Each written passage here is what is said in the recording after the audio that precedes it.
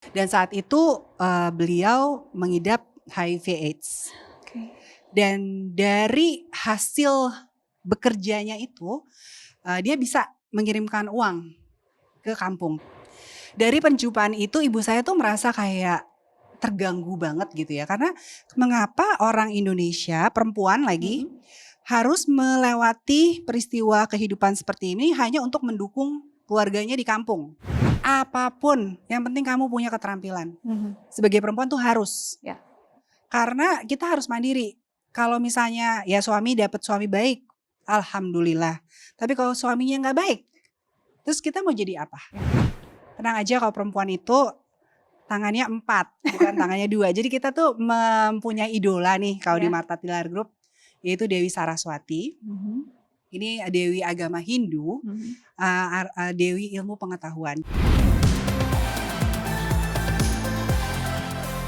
Kecantikan dan kebijaksanaan terasa sangat dekat dengan perjalanan hidup saya. Seiring berjalannya waktu, saya menyadari bahwa kecantikan dan kebijaksanaan memiliki hubungan yang sangat erat. Ketika kita masih muda, seringkali kita memahami bahwa kecantikan tuh hanya dari apa yang terlihat dari luar. Namun, saya belajar bahwa kecantikan sejati sesungguhnya lahir dari proses kehidupan. Dari bagaimana kita jatuh, bangkit, bertumbuh, dan juga memberi makna bagi hidup kita dan orang lain. Saya lahir dan tumbuh di keluarga yang sangat dekat dengan dunia pendidikan, budaya, dan kecantikan. Ibu saya, Ibu Martha Tilaar, adalah sosok perempuan visioner yang membangun Martha Tilaar Group dari sebuah salon kecil yang berada di garasi rumah orang tua beliau pada tahun 1970. Sedangkan ayah saya, Bapak Alex Tilaar, adalah seorang pendidik yang sangat mencintai ilmu pengetahuan dan juga dunia pembelajaran. Jadi dari kecil saya hidup di antara dua dunia yang sangat kuat, yaitu dunia kecantikan dan juga dunia pendidikan. Ketika saya melihat kembali perjalanan hidup saya merasa kedua dunia itu sebenarnya saling melengkapi dan juga membentuk saya siapa diri saya hari ini. Saya masih sangat ingat bagaimana ibu saya memulai semuanya ini dengan sangat sederhana. Beliau bukan berasal dari keluarga pebisnis besar. Semua dibangun dengan kerja keras, keberanian, dan keyakinan bahwa perempuan Indonesia memiliki potensi yang luar biasa. Pada masa itu, mungkin belum banyak orang yang percaya atau yakin bahwa produk dan konsep kecantikan Indonesia bisa diterima banyak orang bahkan di dunia internasional. Tetapi ibu saya memiliki mimpi yang besar. Beliau percaya bahwa Indonesia memiliki kekayaan budaya, tradisi perawatan, rempah-rempah, jamu, dan juga filosofi hidup yang sangat bernilai. Dan beliau selalu mengatakan bahwa tugas kita sebagai generasi Indonesia adalah menjaga warisan itu dan memperkenalkannya kepada generasi selanjutnya dan juga dunia dengan penuh rasa bangga. Sejak kecil saya sering banget diajak mengikuti kegiatan beliau. Saya ikut menghadiri seminar, workshop, kongres kecantikan, dan di situ saya banyak bertemu dengan tokoh-tokoh inspiratif dari berbagai macam negara. Tetapi yang paling membekas bagi saya sebenarnya bukan kemewahan dunia kecantikan itu, namun nilai-nilai kehidupan yang selalu ditanamkan oleh kedua orang tua saya. Ibu saya selalu mengatakan demikian, cantik itu bukan hanya wajah atau tubuh. Cantik itu bagaimana kita memperlakukan orang lain. Cantik itu bagaimana kita membawa diri kita. Cantik itu ketika kita bisa memberi manfaat dan memberdayakan. Kalimat-kalimat itu sungguh sangat sederhana, tetapi sampai hari ini terus saya pegang dalam hidup saya. Karena itulah, ketika berbicara tentang kecantikan, saya selalu merasa bahwa kecantikan tidak bisa dipisahkan dari keluhuran budi pekerti, welas asih, serta kebijaksanaan dalam berkehidupan. Perjalanan pendidikan saya sebenarnya tidak ada hubungannya dengan dunia kecantikan, spa, dan wellness. Namun karena sejak kecil saya dibiasakan mengikuti atau dilibatkan oleh kegiatan ibu saya sangat familiar dengan industri ini. Saya bersekolah di Santa Teresia, Jakarta, lalu melanjutkan pendidikan desain grafis di University of Mount Saint Joseph, Cincinnati, Amerika Serikat. Setelah itu, saya melanjutkan S2 di Boston University di bidang Mass Communication dan Advertising. Pada masa kuliah itu, saya banyak belajar tentang kreativitas, tentang bagaimana berkomunikasi, branding, dan bagaimana sebuah ide bisa memberi pengaruh besar kepada masyarakat. Tapi justru menariknya, ketika tinggal di luar negeri, saya semakin menyadari bahwa betapa kayanya Indonesia. Kita punya jamu, punya ritual perawatan tradisional, pijat Nusantara, punya banyak rempah-rempah, dan juga filosofi hidup yang holistik. Tetapi, kadang kita sendiri belum sepenuhnya menyadari nilai-nilai tersebut. Dan disitulah saya mulai menemukan panggilan hidup saya. Bahwa pekerjaan saya bukan hanya meneruskan perusahaan keluarga, tetapi ikut menjaga warisan budaya Indonesia agar tetap hidup, tetap relevan untuk generasi selanjutnya sehingga bisa diterima dan dihargai oleh bangsa kita sendiri dan juga dunia internasional. Dan untuk mewujudkan semua itu, tentunya perlu kerja keras. Dan untuk melengkapi kompetensi saya di bidang industri kecantikan, saya juga mengambil program Sidesco di Puspita Marta International Beauty School yang merupakan salah satu standar internasional tertinggi di bidang kecantikan, spa, dan wellness. Wellness adalah tentang kualitas hidup manusia, tentang keseimbangan tubuh, pikiran, dan jiwa, tentang bagaimana seseorang merasa tenang, utuh, cukup, berkesadaran, serta terkoneksi dengan dirinya sendiri. Hari ini, dunia ramai banget berbicara tentang mental health, mindfulness, healing, holistic wellness, self-care, dan emotional well-being. Hebatnya, leluhur kita sebenarnya sudah mengenal konsep itu sejak dahulu melalui jamu, ritual perawatan, pijat tradisional, meditasi atau bertapa, olah gerak, doa, dan juga menjaga hubungan harmonis dengan alam. Saya percaya bahwa Indonesia memiliki potensi besar dalam dunia wellness global. Dan inilah yang kemudian mendorong kami mengembangkan konsep ethno-wellness, yaitu konsep wellness berbasis budaya Indonesia. Karena itu dalam perjalanan saya di Marta Tilaar Spa dan Puspita Marta International Beauty School, saya selalu berusaha agar bisnis ini tidak hanya bertumbuh secara ekonomi, tetapi juga memberi dampak sosial. Salah satu hal yang paling membahagiakan bagi saya adalah melihat banyak perempuan Indonesia yang bertumbuh melalui pendidikan kecantikan, spa, dan wellness. Ada begitu banyak terapis, beautician, makeup artist, dan hairstylist Indonesia yang hari ini turut membangun industri kecantikan, spa, dan wellness. Tidak hanya di Indonesia, tetapi juga di mancanegara, melalui kompetensi, profesionalisme, dan service excellence mereka. Bagi saya, itu adalah sebuah kebanggaan yang sangat bernilai. Nah, kalau ditanya, apa sih yang paling saya pelajari dari perjalanan hidup saya sampai hari ini?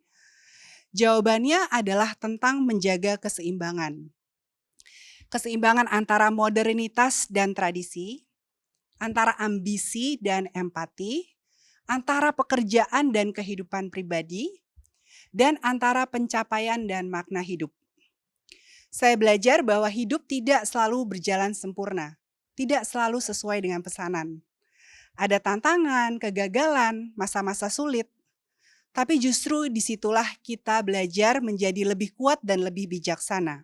Kebijaksanaan lahir dari pengalaman, dari kerendahan hati untuk terus belajar, dari keberanian untuk bangkit, dan dari kemampuan untuk tetap memiliki hati yang lembut di tengah berbagai tantangan kehidupan. Saya sendiri masih terus belajar setiap hari, belajar menjadi manusia yang lebih baik, belajar menjadi ibu dan pemimpin yang lebih bijaksana, belajar menjaga amanah orang tua, dan belajar untuk tetap memiliki hati yang hangat di tengah dunia yang bergerak begitu cepat. Karena saya percaya, kecantikan sejati bukan tentang bagaimana dunia melihat kita, tetapi tentang bagaimana kehadiran kita bisa membuat dunia di sekitar kita menjadi lebih baik dan lebih indah. Terima kasih. Ini bukan sebuah produk lagi ya, bukan sebuah bisnis kecantikan, tapi warisan budaya. It is a legacy of Indonesia sebenarnya. Tidak banyak pemain di dunia kecantikan Indonesia yang terfokus ya, atau yang fokus dan setia. Setia itu penting ya, loyalitas. Punya dedikasi, komitmen untuk melestarikan. Nggak banyak.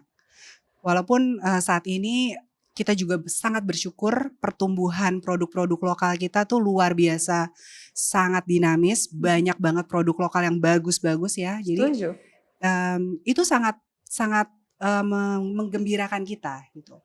Dan itu kan juga dirintis, kalau dari perusahaan kami kan sudah hampir 55 tahun ya. Jadi it's not a short time, dan it's a very long and lonely road untuk sebuah perusahaan yang tetap setia untuk melestarikan budaya dan tradisi Indonesia melalui kecantikan. Nah, ini menarik. Bukan cuma konsumen setia, tapi produsen yang setia pada konsumennya. Dan terus mengembangkan diri agar bisa menjawab tantangan zaman. Selalu relevan. Itu is a challenge sebenarnya, karena sometimes kadang-kadang tuh konsep budaya tradisi itu kan dianggap, oh itu ibu saya, nenek saya gitu ya. Tapi at the end of the day, siapa yang akan meneruskan ini kalau bukan kita? Gitu. Jadi itu tanggung jawab kita bersama, bukan hanya kita yang produsen atau desainer atau yang memiliki produk atau service, tapi itu adalah tanggung jawab kita bersama. Kalau kita tidak didukung oleh konsumen, ya akan menjadi nostalgia yang tadi saya sebutkan juga. Martha Tilaar berkembang dan selalu relevan. Selalu bisa jadi satu hal yang diandalkan, walaupun tidak meninggalkan apa yang memang sudah diwariskan dan dilestarikan. Salah satunya memang memberdayakan bukan hanya alam, tapi masyarakat Indonesia, perempuan Indonesia. Betul. Kenapa semangat ini masih terus dijaga? Justru kita menyadari bahwa kita hidup kan bukan hanya untuk profit dan cuan, tapi bagaimana kita bisa membangun ini bersama dan memberi manfaat buat banyak orang. Kedua orang tua saya itu backgroundnya guru. Jadi kedua orang ini sangat percaya dan yakin untuk membangun sebuah industri atau apapun itu dibutuhkan orang-orang yang kompeten, yang paham, yang ngerti banget gitu ya apa yang mereka lakukan. Gitu, walaupun sekarang masih banyak menganggap sebelah mata ya, kayak makeup artist, dia bilang tukang rias, tukang potong rambut, tukang pijet gitu ya. No, kita harus put value on ourselves melalui apa? Pendidikan. Maka dari itu Martha Tilaar Group melalui Puspita Mata International Beauty School, kita concern banget dengan mencetak orang-orang profesional yang punya kompetensi dan profesionalisme di bidang industri kecantikan. Gitu. Jadi dengan banyaknya orang-orang yang kompeten ini, kita maju bareng, bukan maju sendiri.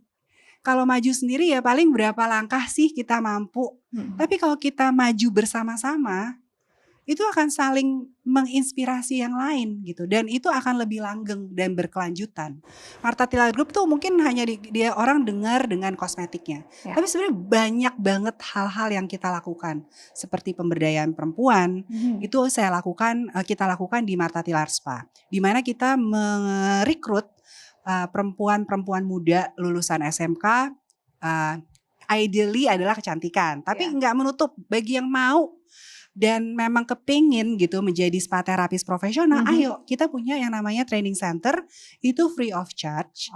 Kita berikan pendidikan 3-6 bulan, ada tempat tinggalnya, pokoknya semua udah tinggal datang bawa badan dan niat yang kuat ya.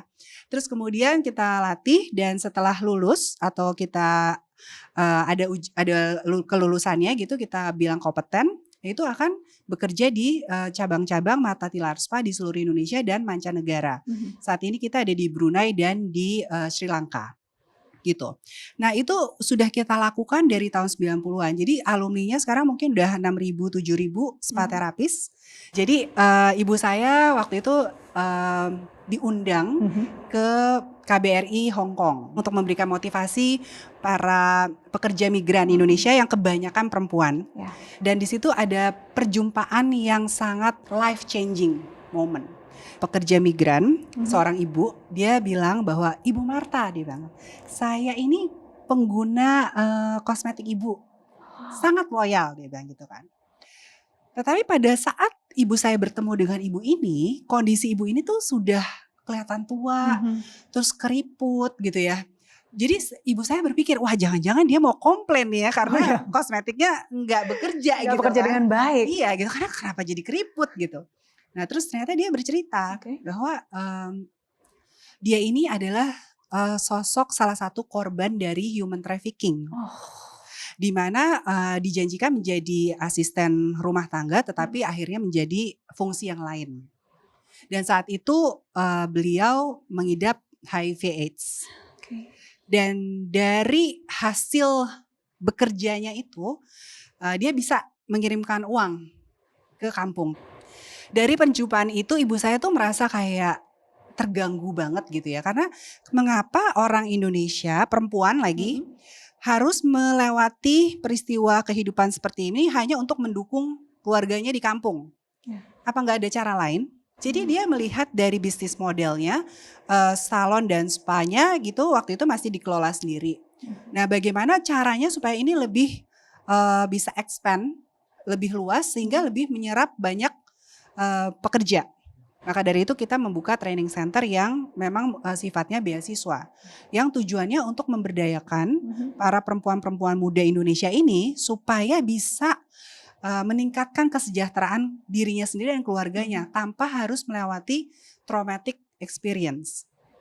Ya dan kita bersyukur ya makanya sekarang udah hampir 7.000 alumninya ya yang sudah kita luluskan. Intinya adalah seseorang itu harus diberikan skill, bukan hanya diberikan uang. Karena kita harus memberikan dia modal supaya dia bisa mandiri dan terus produktif. Banyak sih cerita-cerita yang sangat menarik ya dari para spa terapis ini yang buat saya tuh lebih membahagiakan dari profit dan loss gitu ya. Karena memang ini benar-benar merubah kehidupan seseorang. Cuan is good, bukan saya bilang nggak good, tapi is more than money. Empowering people, memberikan kesempatan kepada mereka untuk bisa berkarya dan mandiri gitu. Terutama perempuan, karena mungkin kita di budaya timur ya, di mana perempuan itu selalu second. Salah satu quotes yang saya paling suka adalah, if you educate a man, you educate one person.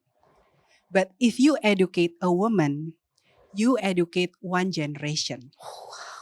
Itu is so powerful kalau kita sebagai perempuan nih, yang perempuan-perempuan nih, sadar gitu bahwa kita tuh punya potensi itu ada di kita nih sebagai perempuan. Bapak saya seorang pegawai negeri kan tadi awalnya dan juga dosen. Tapi beliau ini sebagai seorang laki-laki agak anomali. Karena dia justru mendukung penuh aktivitas dan kegiatan ibu saya. Jadi ada gerakan yang namanya he for she. Di mana laki-laki pun bisa beriringan bersama-sama dengan perempuan untuk bisa membuat atau melakukan dampak-dampak positif untuk orang-orang di sekitarnya. Ini kayak yang ada di belakang dari Yayasan Amalan Ekata. Oh iya. Iya. Betul tidak? Betul. Oke. Boleh diceritakan Ibu? Iya, jadi memang saya memiliki sebuah yayasan yang menaungi karya-karya filantropi. Jadi selain berbisnis, saya juga terpanggil untuk melakukan kegiatan-kegiatan yang mempunyai dampak sosial lebih luas ke masyarakat langsung. Jadi yayasan yang saya miliki adalah Yayasan Amalan Bakti Ekata. Sebenarnya itu adalah gabungan dari nama saya dan bapak ibu saya. Jadi Amalan itu Alex, Marta, dan Wulan gitu. Dan sekaligus artinya adalah perbuatan baik dan juga kepedulian. Bakti itu adalah yayasan itu merupakan suatu wujud bakti saya sebagai anak kepada kedua orang tua saya. Dan juga Ekata itu artinya mempersatukan. Jadi segala perbuatan baik, kepedulian, dan juga amalan kepada orang lain tapi dipersatukan dalam satu hubungan kekeluargaan. Selain memang membawahi rumah Martha Tilaar di Gombong, Kebumen, kita juga mempunyai ruang belajar Alex Tilaar. Jadi setelah bapak saya meninggal di tahun 2019, saya membuka ruang belajar ini memang tadinya as simple as merawat buku-buku pribadi bapak saya yang jumlahnya 10.000 buku. Ini terbuka untuk umum, Bu? Oh ya terbuka. Wow. Ya harus terbuka untuk umum karena waktu bapak saya hidup itu bapak saya selalu pada saat mementori mahasiswa S2, S3-nya dia selalu datang ke rumah saya, dia bilang gitu, "Kamu boleh pinjem buku-buku saya dan pakailah itu untuk tesis kamu." Jadi semangat berbagi itu yang mau saya terusin. Makanya ini harus terbuka untuk umum. Jadi selain itu merawat buku-buku pribadi dan bapak saya menulis 40 judul buku, terutama di bidang pendidikan Indonesia. Gitu. Jadi saya mau merawat buah-buah pemikirannya itu di sebuah ruang tentunya, tapi kan ruang kan mati ya, tapi saya mau menghidupkan itu sehingga ruang itu menjadi ruang yang hidup, di mana teman-teman boleh banget datang coba belajar atau baca buku atau beraktivitas di ruang belajar, bisa kita di situ banyak sekali kegiatan, salah satunya membaca Alex Tilaar, bagaimana kita membahas buah-buah pemikiran Bapak yang dikoneksikan dengan relevansi keadaan pendidikan Indonesia saat ini atau keadaan in general gitu yang pernah Bapak tulis misalnya. Kemudian bedah buku, launching buku gitu, ada pelatihan-pelatihan sehingga ruang itu menjadi hidup. Legacy itu harus hidup, bukan menjadi kenangan masa lalu. Kita belajar dari yang lalu tapi kita adjust dengan yang sekarang kita butuhkan untuk bisa tetap membuka kesempatan dan lapangan kerja ke depan. Itu yang selalu ingin saya wujudkan sih Mbak. Moga-moga itu bisa terus terwujud di naungan Yayasan Amalan Bakti Ekata. Kalau dilihat ini kan tadi Bu Wulan sempat bilang bahwa ini ruang itu mati. Iya. Tapi buah pemikiran yang diwariskan yang membuatnya hidup. Yes. Dan selalu ada Profesor Alex Tilaar di situ. Oh iya. Tidak pernah hilang. Tahu ya. Padahal belum pernah ya. Belum pernah ke sana tapi rasanya ada bahwa buah pemikiran yang terus dijaga, diwariskan ini tuh bukan semangat yang mudah. Pasti ada pesan Bapak yang begitu mengena untuk seorang Wulan Tilaar yang jadi saya sampai rada emosional bukan anaknya ya. Tapi untuk seorang Wulan Tilaar, pesan Profesor Alex Tilaar. Dia itu selalu hadir dengan kelemah lembutannya, dengan kelucuannya, walaupun dia tuh pinter luar biasa ya. Otak saya kayaknya intelijensia saya nggak nyampe deh gitu ya. Tapi dia selalu menjadi ayah atau figur laki-laki yang selalu hadir untuk anaknya gitu. Dan walaupun sampai sekarang ya tadi makanya kenapa dia tahu ya. Sekarang walaupun udah nggak ada, saya tuh suka memang masih merasa, maksudnya saya selalu bilang, saya berkomunikasi aja, saya bilang ini adalah ruang untuk papa dan tujuan saya seperti ini gitu. Pada waktu saya membuka itu pada saat COVID lagi ada apa tuh namanya pembatasan itulah. PSBB atau apalah. Jadi saya bilang, saya mohon bantuan. Saya minta restu dari papa, semoga apa yang kita usahakan ini sekiranya bisa bermanfaat buat orang lain gitu. Karena saya kepengen meneruskan apa ya, sikapnya yang selalu membagi gitu. Karena dia tahu kadang-kadang mahasiswa itu kan perlu buku, perlu referensi dan buku-buku itu mahal. Betul. Gitu. Jadi dia selalu memberikan akses itu gitu. Jadi pesannya tuh mungkin selalu hadir dengan penuh cinta untuk siapapun yang kamu cintai. Karena hal itu akan terasa, sangat terasa dengan setiap orang yang Anda jumpai. Jadi kalau orang yang mengenal bapak saya secara pribadi, dia tuh sangat hangat. Jadi kalau ke ruang belajar pun Anda akan merasa bahwa ruang ini sangat hangat. Walaupun orangnya nggak ada ya. Yeah. Ruang itu sangat hangat dan sangat merangkul semua orang yang hadir. Itu adalah testimoni selama 4 tahun kita buka. Jadi ruang itu jauh dari mewah. Karena saya menggunakan segala sesuatu recyclable, saya pakai semua barang-barang dia. Jadi bukan hal yang baru dan bahkan barang-barang yang lama pun saya package lagi supaya kelihatan baru, tapi sebenarnya nggak ada barang baru. Dan itu kayak memang sifat beliau ya yang sangat sederhana, apa adanya lah, Iya. udahlah yang penting layak, bersih, rapi, itu aja. Mhm. Dan itu ternyata terwujud loh dengan energi yang ada, kehadiran yang ada, setiap orang yang datang ke situ bisa merasakan Mhm. kehadiran Bapak gitu. Walaupun dia tidak mengenal secara pribadi ya. Betul. Dan ini janji dan berkat sih sebenarnya. Iya, Karena ayah di kehidupan yang saat ini banyak fatherless, yes. banyak yang tidak hadir. Tapi seorang Profesor Alex Tilar hadir untuk putrinya dan untuk banyak anak Indonesia Iya. yang mau belajar dan bahwa pemikirannya terus Kayak diwariskan. terus diamalkan ya. Diamalkan, Makanya jadi diwariskan. ya itulah yang saya sangat bersyukur Betul. saya mempunyai kesempatan ini untuk ayah saya dan memang ibu saya kan memang masih ada ya. Beliau Ya. sekarang usianya sudah 89 tahun. Wow.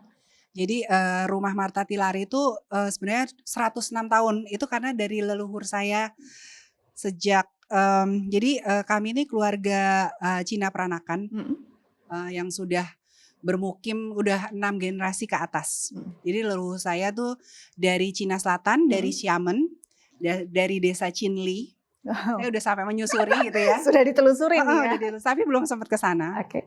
Cuma rumah ini selama 106 tahun sudah berdiri dan menjadi saksi bahwa kami orang keturunan Cina peranakan juga banyak sekali memberikan sudah berasimilasi dan menjadi bagian dari bangsa Indonesia. Jadi ketika perang kita menjadi dapur umum, kita menyediakan nasi bungkus. Ya waktu itu bukan dibungkus sih, ditaruh di daun pisang ya. Saya diceritakan demikian. Terus untuk para prajurit yang berjuang, bahkan jenazah-jenazah yang belum sempat dikubur itu juga diletakkan dulu di rumah kami sebelum besokannya dikubur. Jadi pesan-pesan bahwa kita ini sebenarnya manusia yang hanya sama menempati dunia ini dan terus aja berbuat kebajikan dan kebaikan. Karena itulah tujuan hidup manusia kan, untuk bisa memberikan makna dan bermanfaat untuk orang banyak. Nah rumah ini menjadi sebuah ruang yang sangat dinamis sekarang. Dari tidak ada komunitas, sekarang udah ada 22 komunitas tumbuh di Gombong Kebumen. Bahkan sekarang udah ada yang ikut ke festival film internasional dari komunitas film dokumenter. Terus punya sendera tari yang pentas di tingkat kabupaten gitu ya. Itu buat saya apa sih gitu, hanya membuka rumah saya aja. Hanya membuka pintu rumah. Kamu mau latihan, latihan. Kamu mau pentas setiap Selasa Legi untuk mau copatan, monggo silahkan. Tapi itu justru yang menggerakkan masyarakat. Dari yang sekedar ngobrol mungkin gibah gitu ya. Tapi akhirnya dia bilang, oh ya enak juga ya kalau kita bikin sebuah komunitas gamelan atau membaca puisi. Itu terjadi Mbak dalam waktu 10 tahun, 12 tahun ini kita berkarya. Jadi menjadi sebuah ruang inkubasi juga buat masyarakat terutama di Kota Gombong untuk bisa level up. Untuk bisa menembus batasan-batasan yang dia pikir gak mungkin ya saya dari kota kecil ini bisa apa. Tapi buktinya bisa menembus festival film internasional. Luar biasa. Itu apa gitu ya. Buat saya tuh luar biasa. Sangat-sangat membahagiakan gitu. Bahkan tadinya mungkin tidak sempat diimpikan, gak berani ya. Oh ya gak berani. Gak berani mereka, gak gitu kebayang kan. mereka. Jadi, tapi ternyata bisa dari ethno wellness itu yang dikembangkan, memberdayakan banyak orang. Dari yayasan-yayasan yang diberikan untuk masyarakat, ini juga mengembangkan banyak orang. Mungkin nanti aku mau ngajak ya. Boleh. Dirimu, saya tuh sekarang menjadi tour guide. Enggak sih, aku seneng kalau di tour guide-in. Saya buka open trip ya buat teman-teman di sini yang mau ke Kota Gombong. Jadi saya punya sebuah program baru yaitu Holistic Beauty Journey, di mana teman-teman akan kita ajak 3 hari 2 malam ke Kota Gombong. Di situ kita akan melihat kecantikan secara holistik. Jadi kecantikan bukan hanya padu padan, make up, segala macam, enggak. Tapi kita bisa melihat tentang budayanya, historinya. Jadi kita akan napak tilas ke tempat-tempat bersejarah, terus keindahan alamnya, ke Pantai Menganti yang salah satu menjadi destinasi geopark. Kita bisa lihat pantai di mana kita bisa terhubung kembali dengan nature karena nature heals. Terus kemudian setelah ke tempat bersejarah pastinya ada kulinernya. Terus kita akan ke Desa Grenggeng di tempat ibu-ibu penganyam pandan. Jadi kita bisa belajar tentang menganyam pandan, terus bagaimana cara mulai nanam, panen, terus mengeringkan dan segala macam. Itu kita bisa lihat sendiri bagaimana ibu-ibu ini bekerja to make a living dengan menganyam pandan gitu. Dan ada kelas membuat jamu, terus ada melukis dengan batu gitu ya. Jadi hal-hal yang membuat kita tadi terkoneksi dengan diri kita sendiri. Gitu, dengan apa? Mengenali akar kita tuh siapa, ya kan, dari mana, budayanya kita ngerti, kemudian tradisinya apa kita kurang lebih tahu gitu ya. Walaupun mungkin tidak mengenal 100%, tapi setidaknya kita mengekspos ourselves to that culture, that tradition, that nature, that embrace us gitu as a human being gitu. Jadi itu saya buat 3 kali setahun. Holistic Beauty Journey ini is open trip for everyone, dan saya akan menemani perjalanan ini secara pribadi sehingga ya menjadi perjalanan kita bersama-sama. Perjalanan kita bersama-sama untuk mengenal lagi diri kita siapa. Betul. Ini sepanjang dijelaskan nanti tripnya ke sana ke sini, menarik. Menarik untuk perjalanan mengenal diri kita recall lagi diri kita siapa, tapi poinnya begini ya, ceritanya ketika kecantikan dipadu-padankan dengan pendidikan. Inilah yang lahir dari kedua orang tua Ibu Wulan. Karena perempuan cantik itu harus smart. Smart itu nggak harus jadi lulusan terbaik, nggak, punya skills. Apapun itu, kata ibu saya, mau masak, mau main musik, mau nyanyi, apapun, yang penting kamu punya keterampilan. Sebagai perempuan tuh harus. Karena kita harus mandiri. Kalau misalnya ya suami dapat suami baik, alhamdulillah. Tapi kalau suaminya nggak baik, terus kita mau jadi apa? We have to stand in our own. Yaitu dengan apa? Ya punya pendidikan, punya skills, gitu. Dan dari situ kita bisa bangkit berdiri perlahan. Tenang aja kalau perempuan itu tangannya 4, bukan tangannya 2. Jadi kita tuh mempunyai idola nih kalau di Marta Tilaar Group, yaitu Dewi Saraswati. Ini Dewi agama Hindu, Dewi ilmu pengetahuan. Jadi kalau nanti teman-teman browsing ya, Dewi Saraswati dia punya 4 tangan. Bukan punya 2 tangan. Karena perempuan itu punya 4 tangan. Tangan pertama dia pegang bunga. Artinya memang sebagai perempuan kita harus look nice, cantik, bersih, rapih, wangi. Itu udah gak bisa ditawar ya.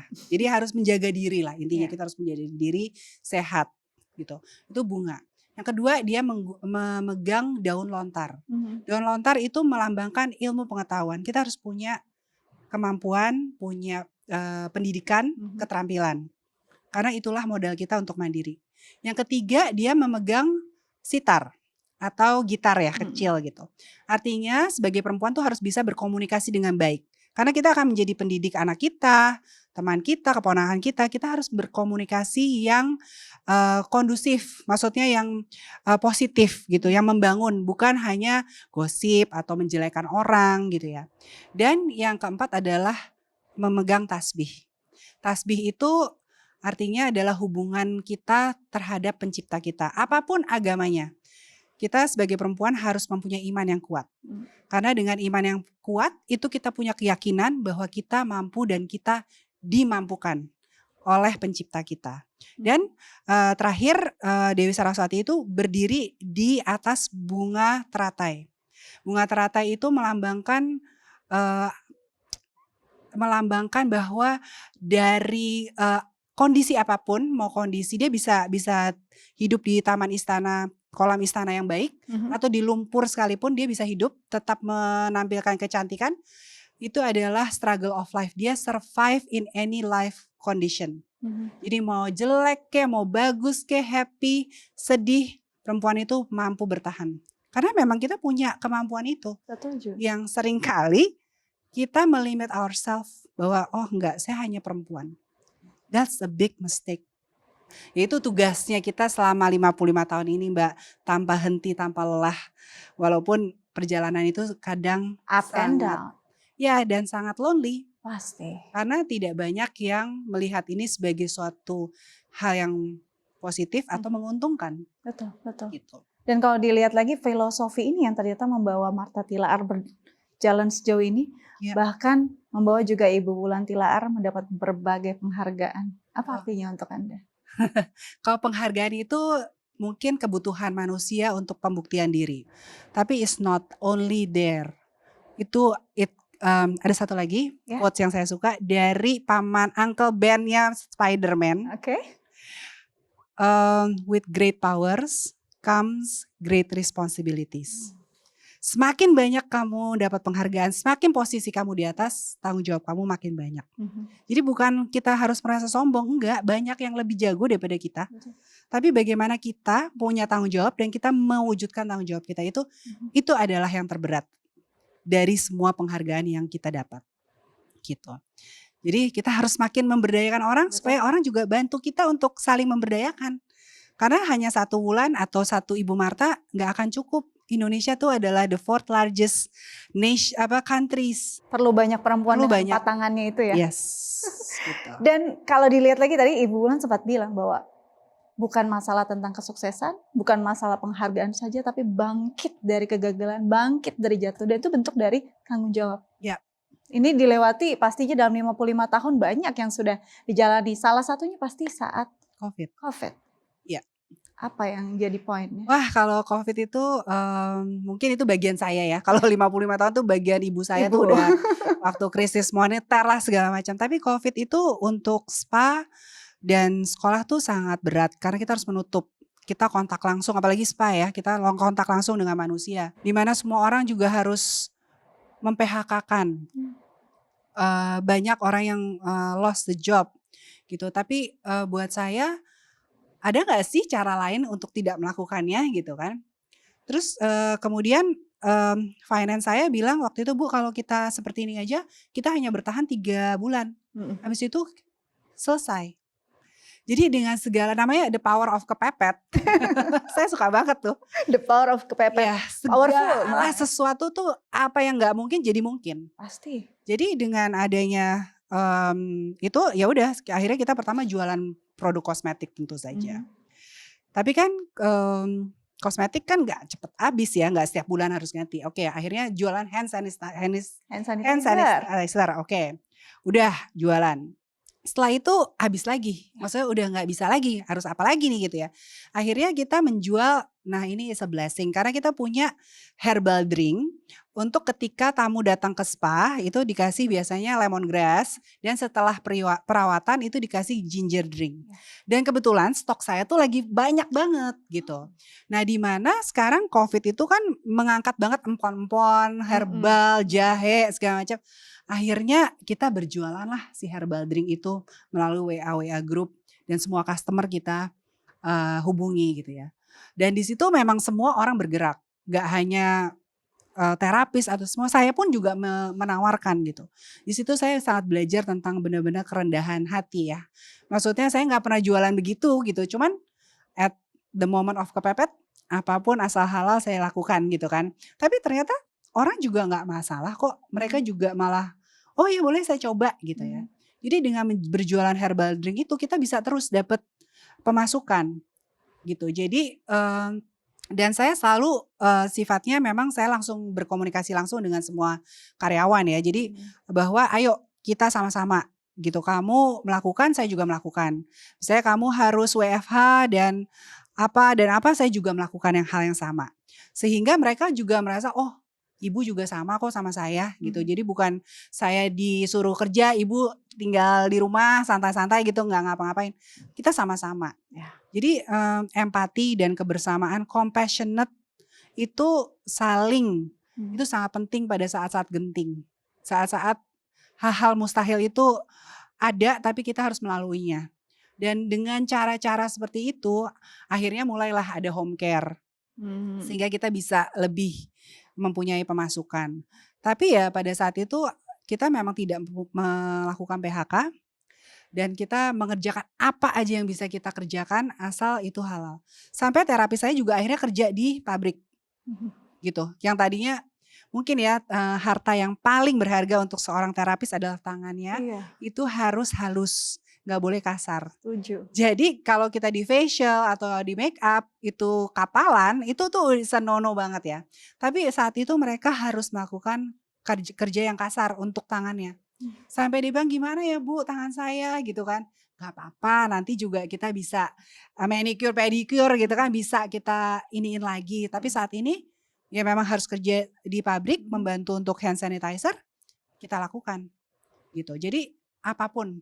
Dan saya bersyukur semua karyawan itu bersatu padu dan intinya mereka mau paham, memahami keadaan kita, dan kalau kita komunikasikan itu dengan baik dan transparan, saya rasa itu semua pasti bisa dijalani dengan sukacita. Sukacita dan Ya. terbukti bertahan hingga Dan kini. Banyak sekali perempuan-perempuan hebat di dalam Martha Tilaar Group yang bertahan dan Ya. loyal, bukan cuma untuk dirinya, bukan cuma untuk perusahaan, tapi untuk masyarakat. Iya.